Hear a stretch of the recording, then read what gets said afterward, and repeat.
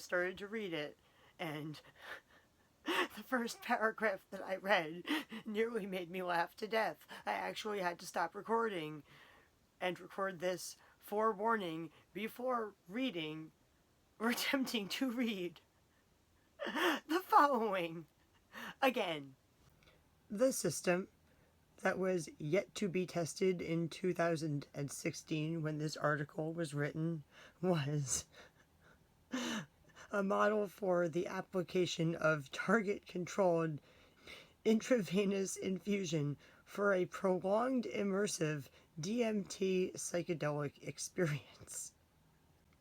The article goes on to describe how in previous studies they injected people with DMT, let them come back to a state of sobriety, let them stay sober for 5 to 10 minutes, and then injected them with another dose.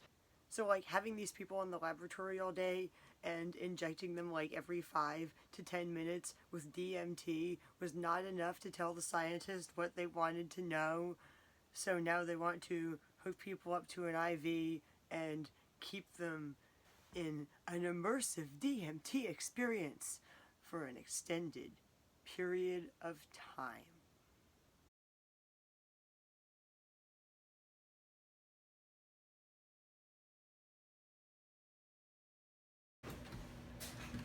Hi, Evelyn. She's about to crawl onto my lap. Whoa, someone just sent me a text message. You've got to make a video about this. It proves what you said and what Alex Jones said is true.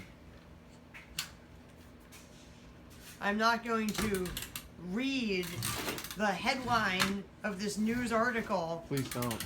in front of Eugene because it contains words I don't want him to repeat. But I will show it to you. Can you see what it says? I will be talking about this. Ow! I will pull this article up on my computer and go in my room and record a video about it right now. Okay. Maybe while I do that, you could finish cleaning and organizing the closet and the toys. Sure. This is a great article. Let's check this article out, which came out, by the way, in 2016. However, I did not know about it, and this is my first time seeing it. Scientists developed a way to make DMT trips last longer than ever. The new model still needs to be tested. I would like to forewarn you that it's very likely I am not going to be able to read this article to you without like nearly laughing to death. Because I started to read it and the first paragraph that I read nearly made me laugh to death. I actually had to stop recording and record this forewarning before reading or attempting to read the following again. The system that was yet to be tested in 2016 when this article was written was a model for the application of target-controlled intravenous infusion for a prolonged immersive DMT psychedelic experience. The article goes on to describe how in previous studies they injected people with DMT, let them come back to a state of sobriety, let them stay sober for 5 to 10 minutes, and then injected them with another dose. And of course, they gave them psychotherapy in between doses. See that? They describe it in that paragraph. They even talk about how there seemed to be a progression of themes and content, like in the people's experiences throughout the morning, because like all morning, all day, and all night, about every 5 to 10 minutes they were injected with DMT. So like having these people in the laboratory all day and injecting them like every 5 to 10 minutes with DMT was not enough to tell the scientists what they wanted to know. So now they want to hook people up to an IV and keep them in an immersive DMT experience for an extended period of time. But of course, they're planning to have safeguards in place, like a time limit and a dose limit, so people know when they go into this immersive DMT trip experience for an extended period of time that it's only going to be for a certain amount of time, which is like going to feel like a much longer amount of time to the person who's being injected with the DMT than to the scientist watching in actual reality. And honestly, if they kept somebody in this immersive DMT state for a long enough time, it might kind of be like the tripping scene in the Rick and Jerry episode of Rick and Morty, where they feel like they're basically tripping for all of eternity. So why would scientists want to do this to people? Why exactly would a scientist want to inject somebody with DMT every 10 minutes all day, or even give them an IV and mainline it into their bloodstream, keeping them in an immersive state all day? Why would a scientist want to do that? What exactly are they trying to find out about DMT by giving it to people in that way? Well, this article answers the question, and it also proves not only that I was right, but that Alex Jones was right. Or that I was right when I said that Alex Jones was right. Anyway, I'm just going to show you what the article says, and you'll understand why me and Alex Jones were like both right. See, it's about the aliens. Right here, they say people have been gripped by sci-fi-like experiences. Then they describe how they met sentient, intelligent, highly interactive beings. They go on to describe how numerous people, including Terence McKenna and others, describe the beings to look similarly. And then they say, a prolonged immersion in the DMT state would allow for a much more thorough investigation of the being's nature, and in particular, provide a less hurried opportunity to establish communication with them. This was one of the issues raised by many of my volunteers. There was just simply not enough time to establish effective and fulsome communication. And then later in the article, they go on to say that they can't exactly ask for funding to establish communication with aliens because they would be laughed out of the room. But that is exactly what they are doing between the time this article was written and right now, the moment at which I am recording this video. They started to do that, and somebody told Alex Jones about it, because what Alex Jones described in one of his interviews with Joe Rogan is exactly that.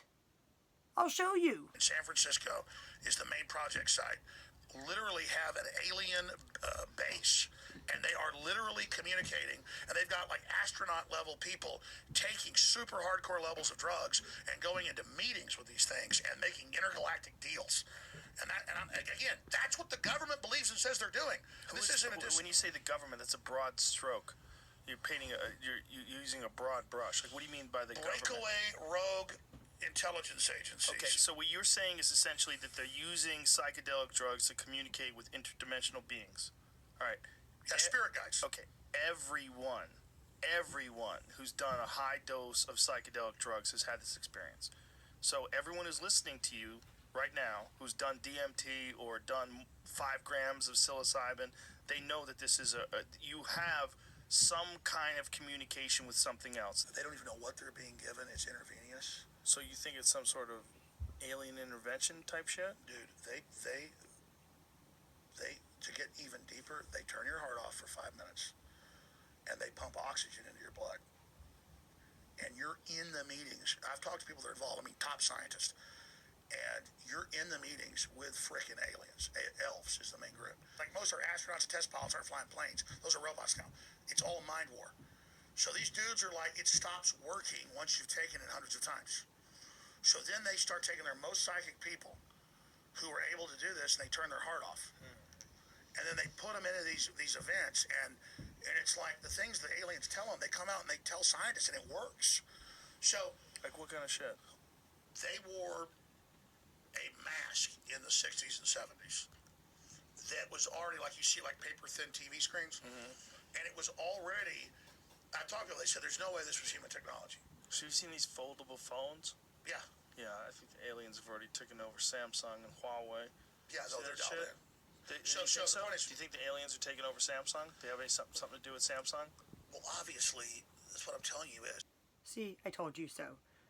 And I also was right when I said in one of my other videos, they're even doing studies to try to scientifically determine if the spirits or aliens or whatever people see on DMT are real.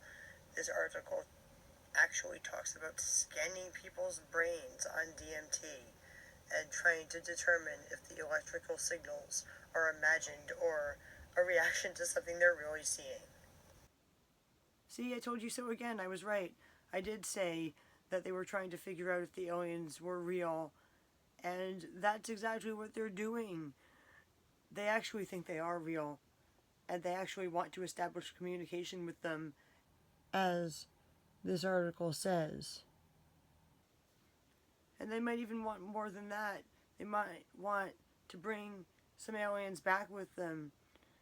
Remember the story that I told you earlier today about how I basically made permanent mental contact with an alien consciousness through smoking DMT? If you didn't see that video, here's a few clips from my story that I told in that video earlier today. I opened my eyes as I looked around the room, and in my mind, I was explaining that I was a human being in a body, living on planet, breathing air, in a house, in a room, in like our physical reality. And I realized that I was explaining it to like some kind of alien consciousness that had like connected with my mind, and didn't know like anything at all whatsoever about our reality or the nature of it or what it was. And only when this consciousness kind of answered back to me and expressed interest in what I was explaining and asked to know more did I actually realize what was happening, and that I was actually explaining it to an alien consciousness. So I feel like that alien consciousness made a permanent connection with my brain. Like as Trey Anastasio said in the lyrics to Ghost, the latch was left unhooked. And not only every time after that I smoked DMT, but even at other times, sometimes like months or years from when I had smoked it, I felt like I was suddenly explaining to this alien consciousness that was connected to my mind, like what things in our reality were. Like I would be walking down the street and I would look at something and I would start thinking about what it was, and I would feel like I was getting like telepathic responses from an alien consciousness wanting to know more, and it was that same alien. Now I'm going to show you somebody else's story. This article was also widely shared recently on social media. I'm warning you, their story is a little bit more extreme than mine. They seem to have made a little bit more of an extreme form of a connection with an alien than I did. And before I even read you the story, I would like to really quickly point out how differently DMT is portrayed in this other article, also on Vice, than it is in the story I'm about to read you. In this article, they interview Nadine, 30, who works in a Brooklyn nightclub, who says she uses drugs for fun. She's primarily a pleasure person, and her favorite partying drug is DMT. She says she doesn't need to be blasting off. She doesn't ascribe DMT to any spiritual category. She likes it when her favorite track comes on at the club. And she is quoted as saying, "When that happens, then I'm hitting that shit." The last time that I smoked DMT and didn't blast off, I was laying down, paralyzed, unable to move, and I felt like fractals were being beamed towards my brain, moving at 100 miles an hour, and as they were being beamed towards my brain, in the lines, like this picture has like lines dividing the yellow and the white, in like the lines that the fractals were drawn out of, there were like lines of like symbols. It was like an alien language, and I felt like the aliens had written like a novel this thick in some alien language, and then had taken that novel and put it like in lines, like in the fractals that I was seeing during my trip. And as the fractals changed, the symbols changed, and I was sure that an alien consciousness was trying to transmit some information into my brain. And I was even thinking something like, "What are you doing? That's like too much information. I don't know what it all means, and it's going by too fast for me to even process it." And I was trying to like focus in on what was on the lines and try to like make out the symbols and read it, and possibly maybe even remember a little bit of it or make sense of a little bit of it. But I guess some people that are made up by reporters like Nadine think that's really, really, really fun when their favorite song comes on at the club. They're going to be hitting that shit.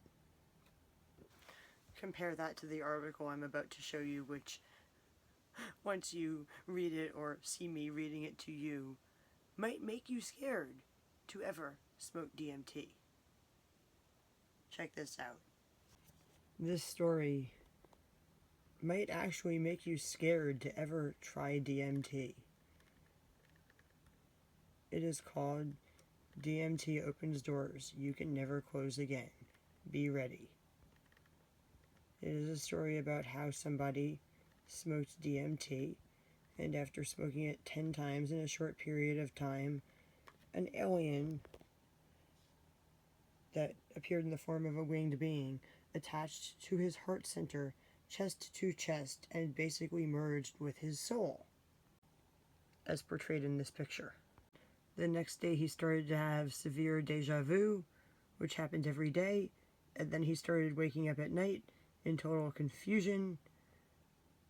Among the many things that he described that you can read in this paragraph, he felt as though he was trapped in a Groundhog Day type life loop, living the same life over and over and unable to get out of it. He goes on to say that a shaman told him he had perforated his pineal gland by smoking DMT too many times in too short of a period of time, and he had opened holes in his aura, allowing in energies, meaning aliens or spirits or whatever you want to call them, to feed on his own energy. He ends up saying that after 6 years, he's now somewhat okay, although he's still experiencing reality in terms of quantum physics, experiencing multiverses, quantum immortality. He says you can Groundhog Day, eat your heart out, you can jump out of the window and die in this reality, you'll wake up in another one where you're still you, and events happen differently, like you just broke your leg, or the window wouldn't open in the first place, and he believes it has happened to him. And then he goes on to say that he doesn't regret it, even though it took him 6 years to be able to process it. And he then encourages people to smoke DMT. He says if you're even considering doing it, you're a curious person, and well done for courage, and encourages people to pick up the pipe. See that? Now, in my opinion, after reading all of this, I think that guy basically had like an alien consciousness literally merge with his consciousness, like the alien soul or consciousness or whatever you want to call it, totally merging with his soul or consciousness or whatever you want to call it, to the point where it was almost like the consciousness in his mind, and that alien consciousness couldn't like handle being in a human body, in our human reality.